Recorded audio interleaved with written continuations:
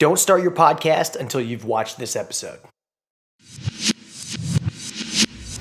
I've spent the last 5 years learning from the most brilliant entrepreneurs today, and now I've left my 9-to-5 to take the plunge and build $1 million business. The real question is, what does it take to become a successful entrepreneur and create financial freedom? This podcast is here to give you the answer. Join me and follow along as I learn, apply, and share insights from world-class entrepreneurs to grow my online business and create a community of raving fans. My name is Brendan McCauley, and this is Growing Entrepreneur. And what we talk about all the time is networking, and just meeting like-minded individuals. And I bumped into this guy. His name is Daxy Perez. He is literally the guru of podcasting. So when you see the material this dude has come up with, it's just mind-blowing. And the funny part is we actually live right down the street from each other, which we just found out 5 minutes ago. So met in Orlando at a networking event. And anyways, I'm super excited to bring him on. Daxy, dude, thank you so much for hopping on with us. Truly appreciate it. How you doing? How's it going, man? I wouldn't hop on an interview on a Saturday for anybody, dude. So I know. Yeah, and guys, it's not common when you interview people that they live down the street from you. So yeah. So next time we'll have to do the one-on-one and actually sit across from each other and make it happen. Yeah, video works. So yeah. So anyways, Daxy, so tell us a little bit about yourself. You know, where'd you get started? I know obviously you've been doing podcasting for like 4+ years, but what got you up and running? Yeah. So I mean, what got me up and running is a lot in entrepreneurship, to be honest. A lot of failures, a lot of risk, a lot of successes. But just to stay like directly in podcasting, when I was in high school, one of my first passions was making music, producing music. And one of the first ways I learned to learn from myself was watching. I don't know if you know the artist Deadmau5. He's like electronic. Yeah, of course. He used to, back when Ustream was the popular live stream platform, he used to live stream him making music for like 8 hours a day. Wow. And it like blew my mind. That's when I realized like it's so much better to learn from someone who's doing the thing that you want to do. So I learned audio engineering from just watching him live stream and watching YouTube videos. And I started making music, and that's always a skill I had. Fast forward to college, not working out, just changing majors like 4 times, trying everything. Legit, dude. Like, it's like you're searching for an answer that's not there. Yeah. And I realized because I wasn't learning from someone who was doing the thing that I wanted. So then I started going really hard into the buying digital courses, like learning from people who are doing the specific skill set to make money in the specific thing. Started buying the ones that worked.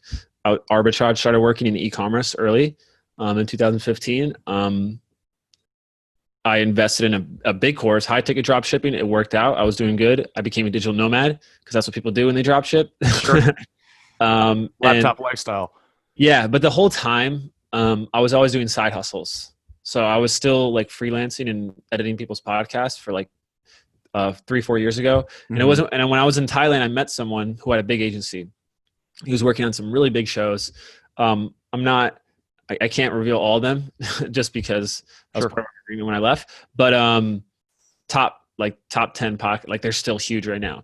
And I grew in that company, started with audio, and I saw a lot of the stuff they're doing behind the scenes. And I was like, man, I could be doing so much more. So about like a year and a half ago, I kind of took the leap and started my own agency, and here we are today. I'm working with some awesome, like literally I consider some of the smartest marketers in the world. People who change their industry, like they're thought leaders. Like that's the type of people we like to work with. So it's been awesome learning from the people we work with. So yeah, and I've seen some of the big names that you work with, and it's an impressive list, man. Yeah, dude. Like it's the people that go the unconventional route, and they're all about results. Those are the most amazing people. Like one couple we work with, Stacy and Paul Martino, relationship development. Like they've saved over 10,000 marriages, and like they're telling me statistics of the average like divorce counsel, or what do they call that? Like if you're going through a divorce, you get not like mediation or mitigation or something along those lines. Like it's still an 80% divorce rate. Wow. They have less than 1% for all the people who go through their programs. That's impressive. Yeah, dude, because they're just focused about the results, and they develop like they're not going through the traditional path because there's always new problems and that require new solutions. And the entrepreneurs are usually the ones I see that solve it. or who can do that well. So it's amazing working with people like that. So yeah. I love it. All right. So you've been doing this for a number of years. And then I remember you were telling me, so the podcast that you had worked with, I think cumulatively have generated over 50,000 million downloads in like the past 10 years. And then some actually reached like the top 10. 50,000 million's a lot, dude. So like what caused them to be so successful? Like what's the key factor to that? To be honest, they were already big. Just going to be honest. Like they already had a big audience. And they just transported their audience to the podcast. A lot of them obviously was a big workup. I just came in when they're already big. So that's just a hack. But what caused it, the most successful podcasts are ones that know how to create movements, where the people listening can identify with each other. Like it's not just informative, like, it's people feel like it's a community, something that they can identify with. Identity is a big factor in people sticking into your movement, into like your message. Got it. So if somebody, says, hey, I got a business idea, I want to do this, how do you get that movement up and running? How do you create that burst of motion? I mean, it's different for every industry, business model, demographic, niche. So obviously, podcast is a great start because you're putting a face behind the brand. But the key things is to really to know what the core purpose of everything you're doing is. And just to break it down, like you're either promising one of three things. You're either promising someone to get healthy, wealthy, or to improve their relationships. I love it. I'm jotting that one down. Yeah. And if you're trying to do all three, like it's going to be confusion, because you're not going to get results in all three, to be honest. So your core purpose should be, I just want to help people achieve blank in life. The more specific, the better. And yeah. So I think, and one of the things I'm excited about is that beta program I was telling you about is going to be one of those, because it's a methodology on how to start building your audience and how to start generating passive income. So, one of those things specifically is being able to get up and running and get your podcast going. And I know when we were talking before, you have this ultimate guide to podcasting that you've made available. This is like 150 something pages, something. It's technically a book now. Not even a guide. I don't know why we call it that, but yeah. And we want to make it because we want to like give away a free resource that was like step by step, what to do. Because there's a lot of YouTube videos out there, like the few steps, but like we felt like our process was different as far as like no one really promotes Simplecast and our methods for like automating the guest process and booking, and even like pitching people. We have that all in there as well. So yeah, I mean, even those are things that I would love to be able to implement into mine, right? So, I think you're starting an entrepreneur and okay, great. A podcast is a good idea. A website's a good idea. A funnel's a good idea. And ultimately what it comes down to, and one thing I've seen that you do, which I absolutely love, and if you're listening to this, do the same kind of thing. Give away as much value as possible, because when you do that, people see you as an authority in the space. You're willing to help. It's more about giving rather than taking. So, just for an example, what Daxy has put out, this ultimate guide to podcasting, I mean, that's 150 pages of a golden nugget where if you can you could start a podcast and grow like exponentially with all that information in there. So it's A to Z, like, and it's technical stuff too, like screenshots, like when you set up your accounts, click this, do this. So yeah, it's really step by step to help them going. Yeah. Yeah. So, and a buddy of mine who wants to join the group, so we talked yesterday, he's like, the biggest thing, dude, I want to start a podcast and I want to get my information out there. I'm like, funny enough, you mentioned that. I'm actually talking to this guy, Daxy, who's a whiz at podcasting. Boom. Well, I'm excited for you, dude, if you're listening. James. So James, we'll make sure we get it out to you. Boom. Shout you out, James. So, and then there was another one, 10 ways to land amazing interview guests. Can you share maybe one or two or three of those ways and like, what's some of the top strategies? Yeah. So obviously one of the first ways is your network, figuring out like, cause if you can have direct contact with someone, it's the easiest yes. But you can search dude, there's like one, for example, like getting Amazon authors is so easy, dude. Like people who have big books, I have books all the time where I reach out to the author, like they'll be on Instagram, dude. It's a great book, but they suck at personal branding. And it's like they have 1,000 followers and I go straight to their DM. Wow. Yeah. So figure out where they are at, whether on LinkedIn, I've reached out to people through email.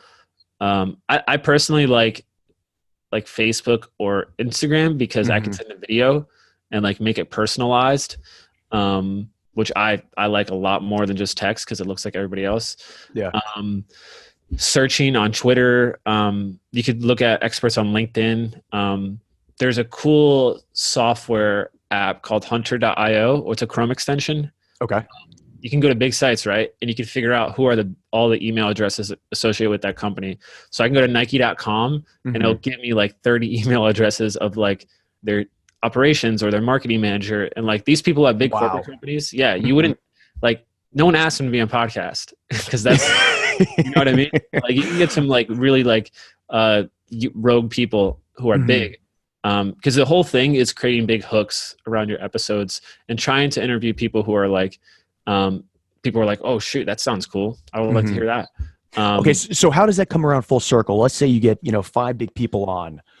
How does that interact with your business? What does that do for you overall at the end of the day? Yeah. So that's a great question. And it's good to ask that because, for some people it won't do a lot.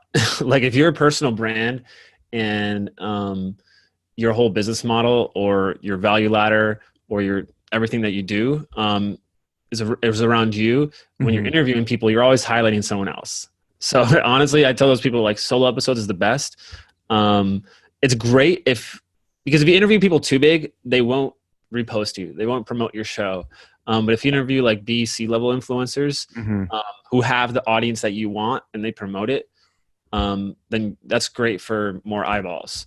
Or even like search engine ranking for their name, and et cetera. So in the start, it's good if you're trying to get comfortable. I know some people don't feel like they have their voice or they don't know what to say. So it's good to interview people. But honestly, the best is the solo content because then that's when people are just listening to you and focused on you. So got it. Okay. So, and I know we talked before, why podcasting is really the best form of marketing for either, an internet entrepreneur or a personal brand or an influencers. So does it fit into one category better than the other? Category as in what? So if you're, so whether you're a personal brand or you're just trying to be an influencer or you have like maybe your own brand, how would you leverage that? So, if I was trying to leverage myself as my name versus a brand itself, is there maybe a different direction I should approach as a podcast or what would the recommendation be if you wanted to get started?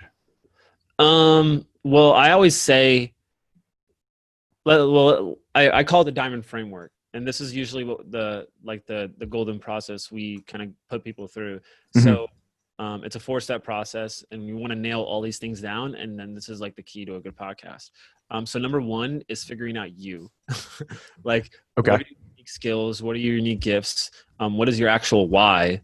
Like getting deep because like podcasting is a long-term thing. And and if you're going to do something, you want to make sure it's aligned with your long-term vision. And that if you put the blood, sweat, and tears, that it's actually, you're not going to quit in a year or two.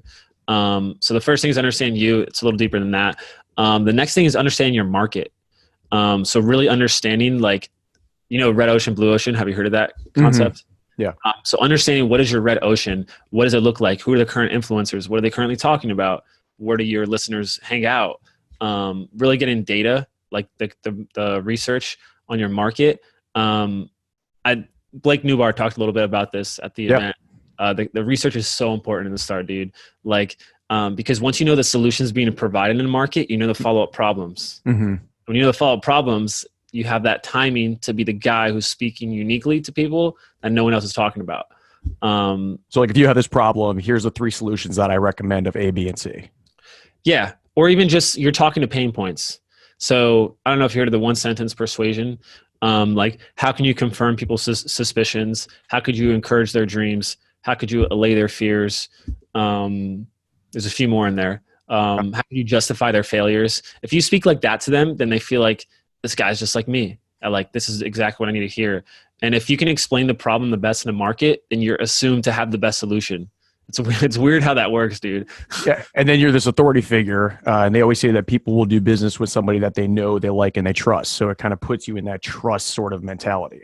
Exactly. And the natural next question when you explain a problem well and like what's happening in their head is like, oh shoot, what should I do? And then that opens up your opportunity to present solutions to people. So understanding the market is a lot of that, and knowing like where to actually market the content, how to market it, what hooks work, etc. And then after that, knowing your avatar. So that's the third step, like being real clear on what they currently do. I don't know if you ever done an avatar sheet. What are their current desires, their current goals, their current fears? Getting real specific into their life. And after that, we go into the messaging. So once we have all that data, we know, all right, what is our core problem we're solving for? And then how do we create content around that and position it uniquely? So love it. So once you nail all that down, you mentioned there's a difference between a hard launch and a soft launch. Can you speak to that a bit more? Like, what does that look like?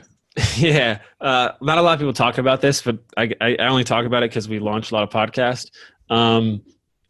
So we specifically do hard launches, which is like a launch campaign, dude. It's like a product campaign in my eyes, where or like a movie campaign. There's a lot of hype. It's never just like, oh, the new Spider-Man movie's out.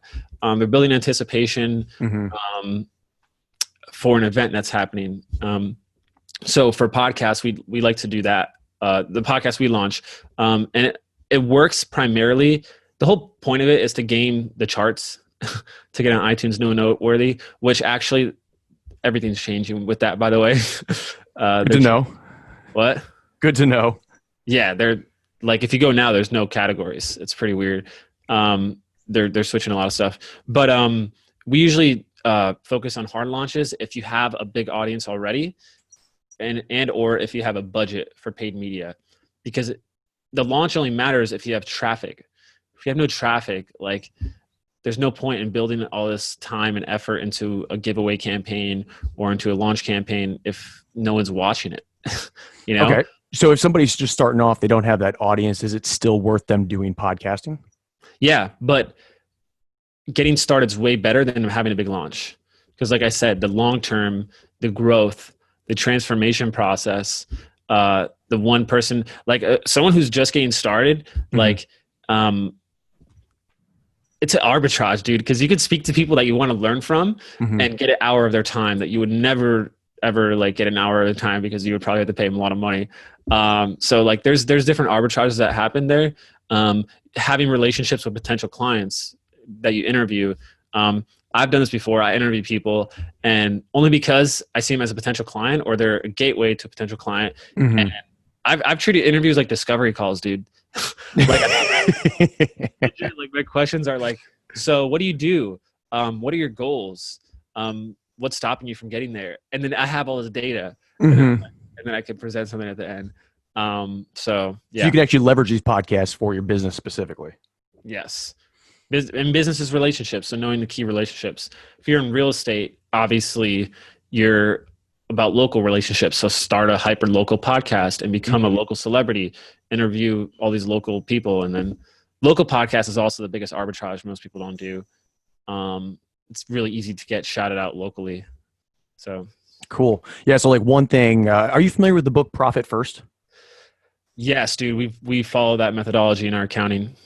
So one thing I thought was really cool, a buddy of mine, his name's Paul Ace. He does like bots and automation. So through him, because I'm working on putting this, money management system all together. And he's like, okay, for your business, here's how I recommend you set it up. So he shot me the book of Profit First. Guy's name is Mike Michalowicz. Anyway, super cool. He's got a ton of different books. And I was like, you know what? Let me see if I can get this guy on my podcast.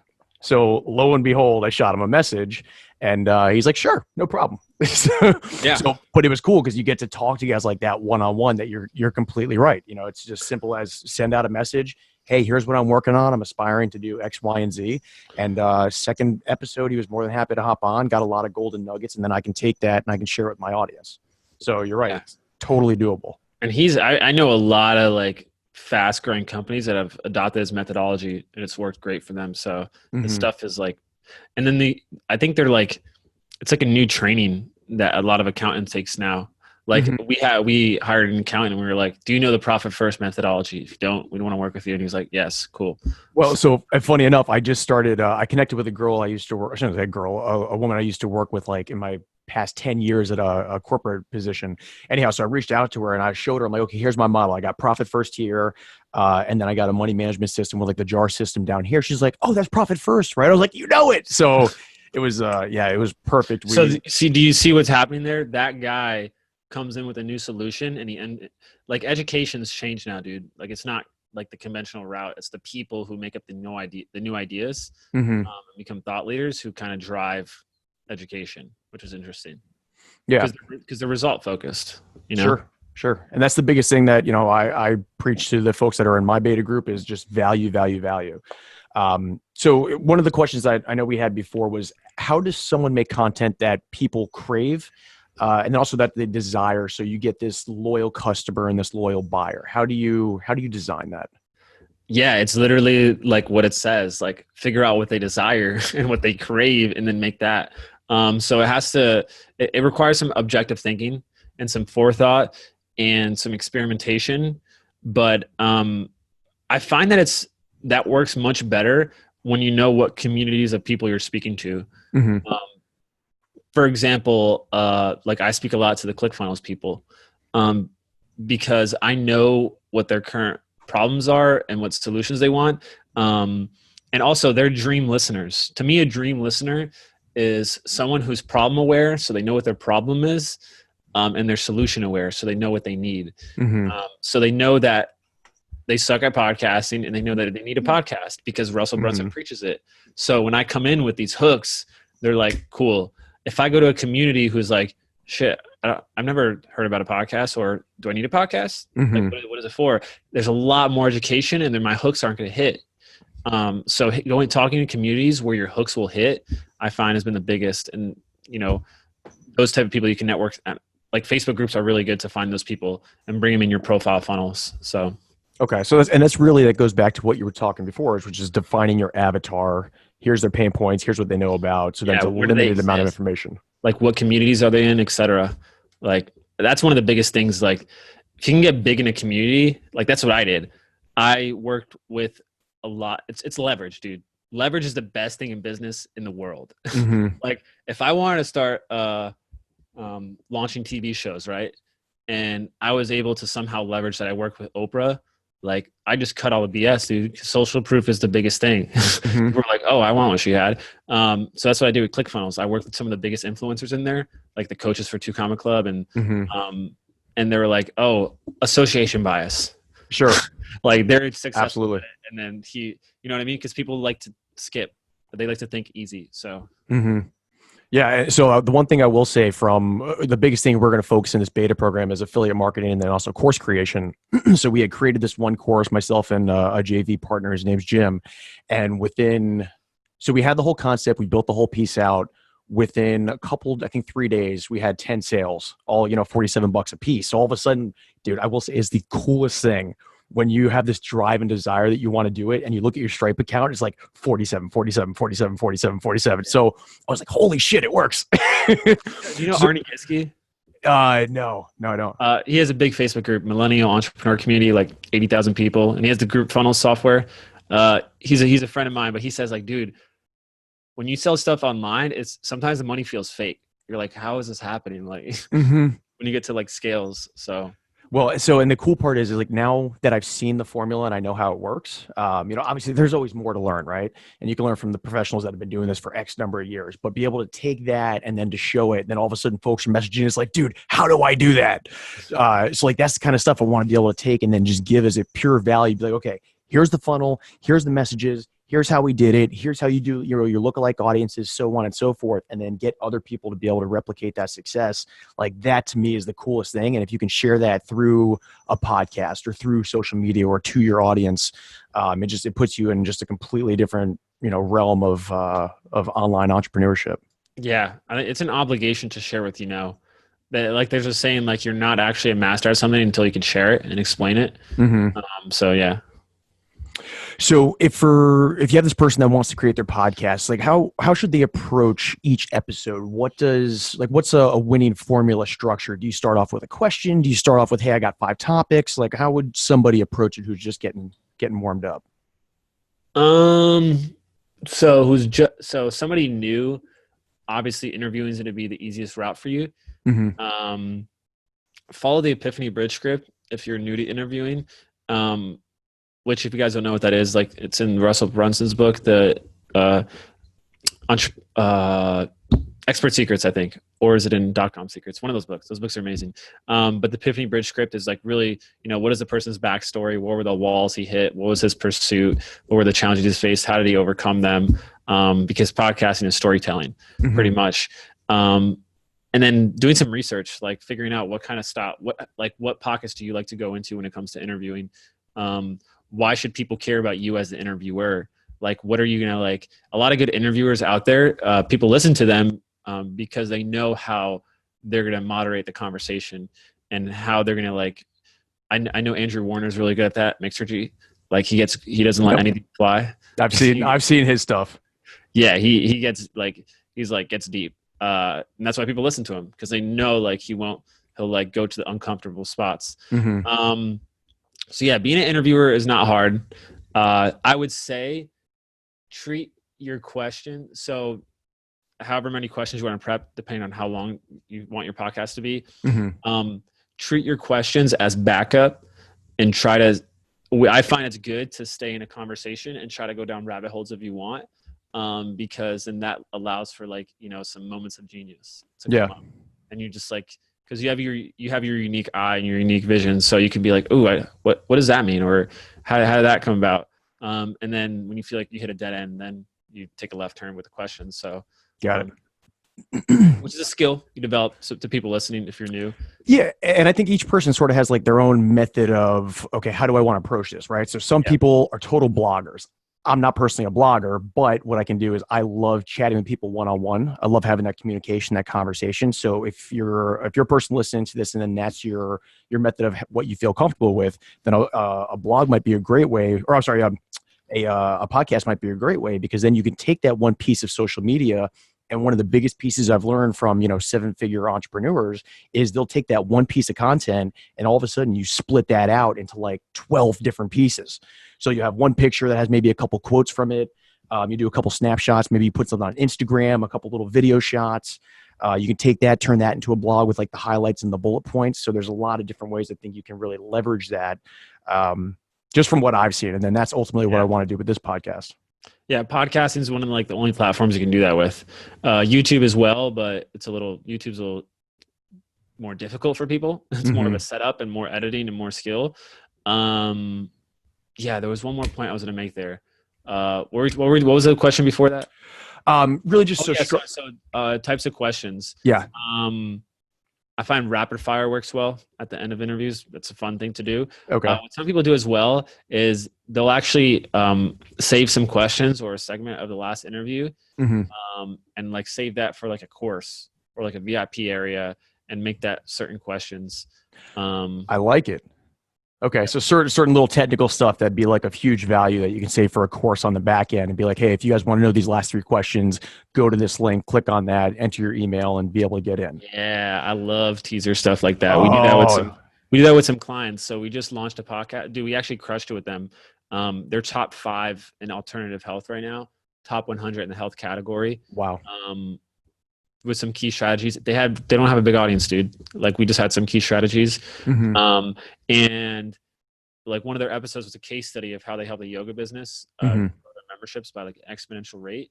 And the interview was like 30 minutes, but if they wanted the rest of the interview where she actually like goes really in depth onto like the steps they took, they have to join their Facebook group because we're launching their Facebook group. And then that gets their email. Wow. Put them through that funnel.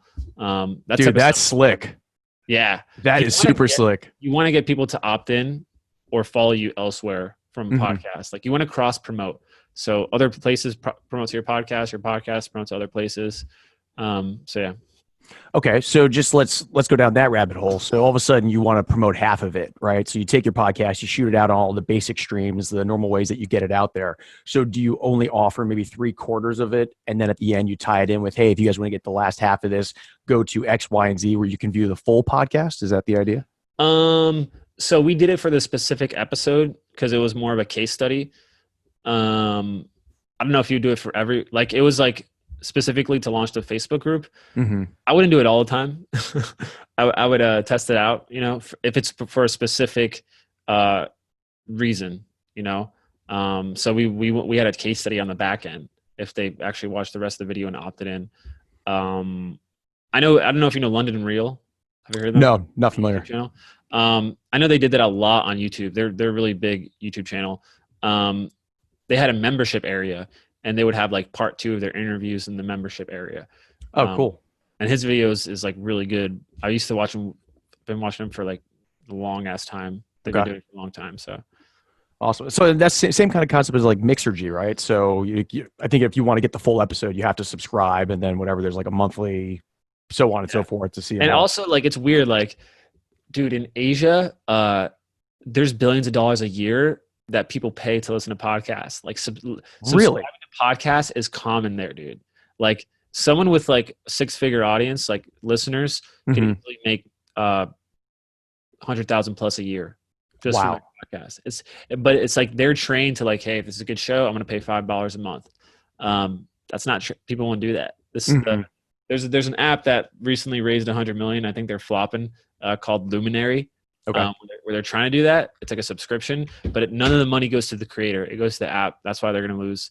And it's not working. I think they're flopping. So got it. So let's just say someone puts out their podcast. They want to start getting, a solid social media following. What's the best methodology? So you shoot your podcast, you get it up and running. And then is that stuff that you want to just post, to your Facebook? What is there a good way to kind of get yourself out there once you start? If you have no following in the start, personal profiles is honestly like, that's the website of 2019, 2020. Doug spoke a little bit at the mastermind of it. That's how I grew. So optimizing your personal profiles to speak to people and tell people what you do and who you help people with, and making them a funnel. So if people are interested in you and they're like, ooh, that's cool. Where could they learn more? So promoting something, promote your podcast, promote your Facebook group, promote your free guide, whatever it is. But it only works when you start treating them as lead generation, these social platforms as lead gen. So when I started out, I was adding 50 to 100 people a day. I would go in Facebook groups all day. I would figure out, all right, who's engaged, who's using Facebook, who's commenting, who's posting.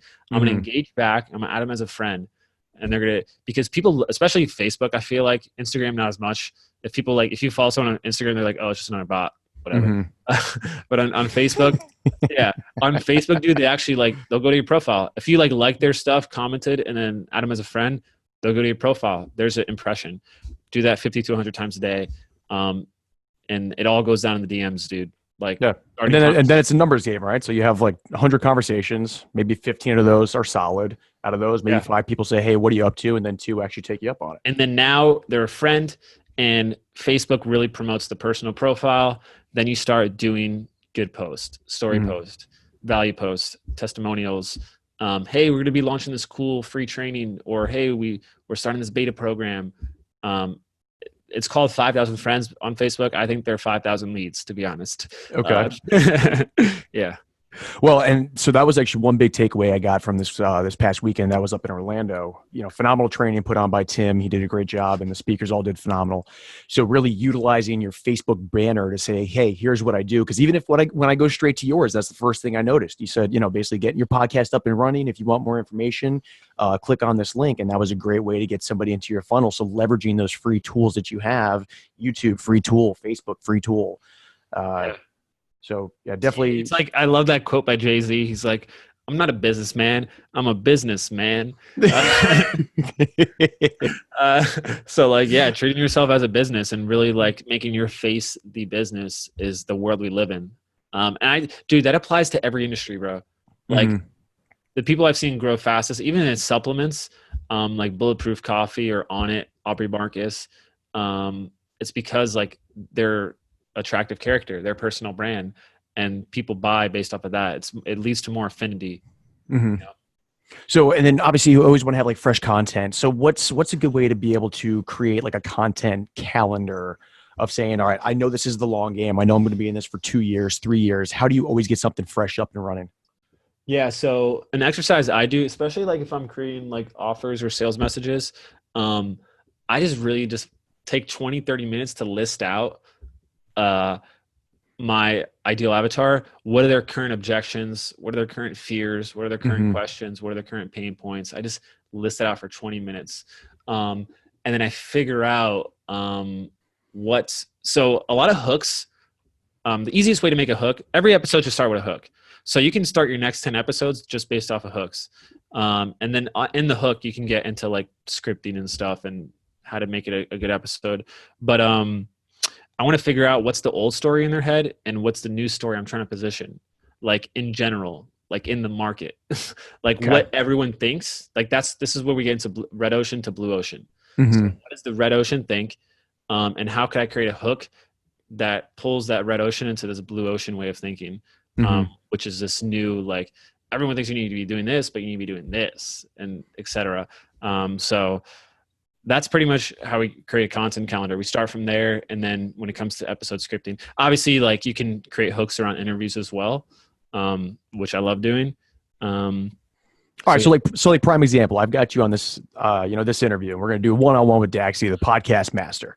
Who's your audience? So entrepreneurs looking to generate passive income online through courses and affiliate marketing, and podcasting would be one of those aspects. Okay. This is new for me. Hit it with the hard questions. Yeah. What do people currently think about podcasting, you think, and affiliate marketing, et cetera? I think probably the biggest thing is don't know where to start. So, a lot of the folks that would want to take a course like what I'm offering to be able to get them up and running are coming from basically my background. And that's where a lot of the avatar comes from.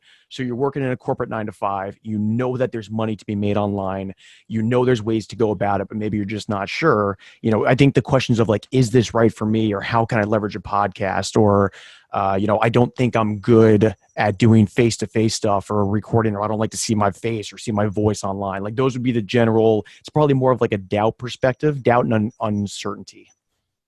Cool. So I would just position it as like simple, like the truth of podcasting for your audience name, or the easy way to podcast for your audience. Just present an outcome for them. Okay. So yeah. So simple and sweet. But yeah. I love it. And too, like sometimes when we do an episode and I have content, I'm like, and I listen to what they say, I'm like, whoa, what he said here was probably a better hook. Like I just interviewed my buddy Colin, and I want to be on his show soon. He's most down to earth guy ever, dude. You would not know that he's on his way to having a 9-figure company. Is he really? Yeah. 28 years old. Good for him, dude. Yeah, dude, he was invited by the White House recently. They had a Made in America week, so the top Made in America company in each state. Redline Steel was his company. They're the top in Alabama. 30 million in the past 3 years, dude. They just had a 9-figure acquisition. Like, they're going insanely fast. This guy's like, yeah, I don't have a calendar, dude. I just do whatever I want. He was a paradox. But in that, I figured out like a better hook from the content he gave me. So I love it. So then that hook goes into when you're going to be promoting your episode for someone to hop on and want to listen to it, right? Yeah. Hook, story, offer, dude. That's the whole name of the game. What are the hooks you're throwing out there that get people to subscribe, listen, opt in, whatever, show interest? What is the story you're telling to get them to break their beliefs and to, get them to like remember you? Because people remember stories, dude. Because what happens is you paint a picture, and memories are the biggest part, or pictures are the biggest part of our memory. If we can, like, that's how you shatter a lot of beliefs, by pictures, or just visual in general, and then offer. So like, you have the story, you break down this belief. What can you present them that they would want? Got it. So somebody starts following this, they go through the methodology, they're using the hooks and all the rest of it. What would you say are probably like the top 2 to 3 biggest mistakes that somebody who's doing their podcast typically runs into, or a challenge that they hit? I would say a lot of it starts with the foundational stuff that I mentioned before. Like, they don't really know what problem they're solving for in their market and how they're positioning their message uniquely. So it's more just they throw shit against the wall and just hope that it sticks. Yeah. Or they think. Like, I hate the mentality of like, I know what the market needs. That's why, like, I work at a co-working space in West Palm, and I'm like, I like startup mentality a little bit, but there's still a lot of parts of startup mentality I hate, which is like, hey, we're going to raise all this money because we know the market needs this, but we haven't made any money on it yet. I'm like, No, you make things that people like. You ask what people want, and then if they Mhm. tell you they want this, then you make it. So that's my mentality of when it comes to content. Like, figure out what people want, and usually Mhm. that's has to do with building an audience first, and then delivering content to that audience based off of like you just polling them or asking them. Mhm. Like, what do you, dude? What's your goals with this? What do you want with this? Oh, what are you afraid of? Oh, like stuff like that, and then you just give it to them, and they're usually much more receptive when Sure. you do that. So, Because you find out that pain point, you present the solution, and you go from there. yeah. Awesome. So let's assume that somebody said, all right, I'm willing to take the leap. I'm going to make this happen. I want to start promoting this. Is there one platform over the other from a podcasting perspective that you say, okay, here's a great spot to upload your content to? For hosting, Yeah. I use Simplecast right now. They're pretty good, and they have some patents coming out for some cool technology. $15 a month for unlimited. That's in our guide. We show how to set that up. Okay. If you're on other hosts, you can switch it over too. There's usually a help desk that helps you do that, Mhm. or support. A lot of people have used Libsyn. I've used to use that. I just stopped because they haven't changed the platform in like 20 years. Oh, seriously? Yeah, it looks, dude. If you go to the website Libsyn, it looks like you're gonna get like hacked, dude. It's So, like, and there's, yeah. do you know Jose Flores, the international speaker in a wheelchair? Yeah, dude. We were actually going to launch his podcast, but then his manager is being a weirdo. So straight truth.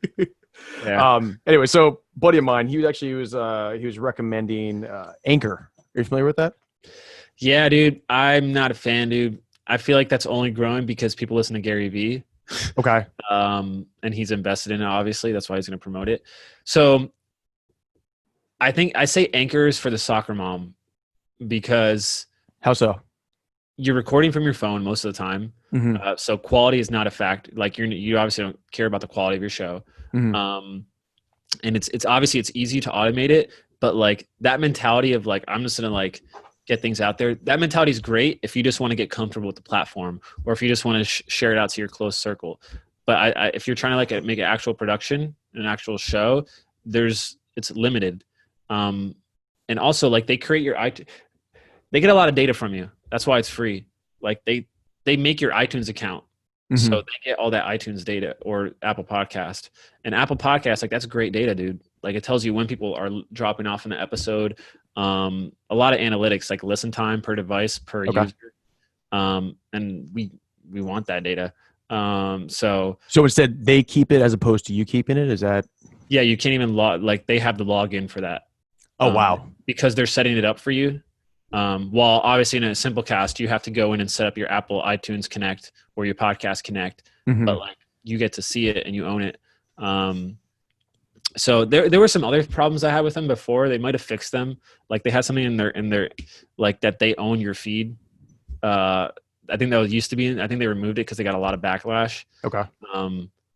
That's why it's free, dude. They're owning something from you. So I just haven't used it, man. I haven't found a need to use it. Mm-hmm. It's like, I don't know what they're doing differently, to be honest. Got it. But RSS feed is just RSS feed, dude. Like if it delivers the content, cool. If you don't have any problems with it, then yeah. Take it and go with that. Yeah, it's not going to make or break. Like it's 0.1% success of a podcast. Mm-hmm. Like I'm way more focused on like the traffic and the message. Got it. Yeah. Dude, Daxy, you are a man of many golden nuggets. So truly appreciate it. I know you've got another call coming up relatively soon. If somebody wanted to work with you or your business one-on-one, how do they do that? What does that look like? Yeah, just reach out to me on either Facebook or Instagram. My DMs are open. Daxy, that's why I made my name Daxy, so it's easily searchable. What's up? Okay, love it. Legacypodcasting.com is my website. Okay. If you want some help, we have the guide if you're starting out and you want to learn to podcast, and it's free. Mm-hmm. And yeah. Free for now. You and I might put a little something together and make a lead magnet out of it. Yeah, it's almost too good to be true. You know? So. Cool. Well, dude, thank you so much for giving a ton of value. I know, guys, if you're listening to this, I hope you got a ton of information from it. Daxy always says the best time to start your podcast is now. Start building your audience, leverage it, and really grow and promote your brand, promote yourself, and get guys like Daxy on here. I mean, he was so generous and willing to say, hey, if you want to get me on here, I'm doing it XYZ time. He was even able to squeeze me on a Saturday. Daxy, you're the man. I appreciate it. Yeah. And if you guys are listening right now, you made it this far, you better share this. You better post this and tag Brendan on social media, tag me, and we'll repost you. So 100%. Yeah. All right, man. Well, absolutely. We have our beta program starting in about an hour. So enjoy the rest of your day. Guys, thank you for listening, and we'll catch you on the next episode. Hey, it's Brendan, and thank you so much for listening to the Growing Entrepreneur Podcast. Look, if you enjoyed this episode and want more content just like this, do me a favor, hit the like and the subscribe button. That way I can create consistent content on a daily basis focused on what's important to you. Also, leave a comment. I'll make sure to get back to it as soon as possible. I will see you on the next episode.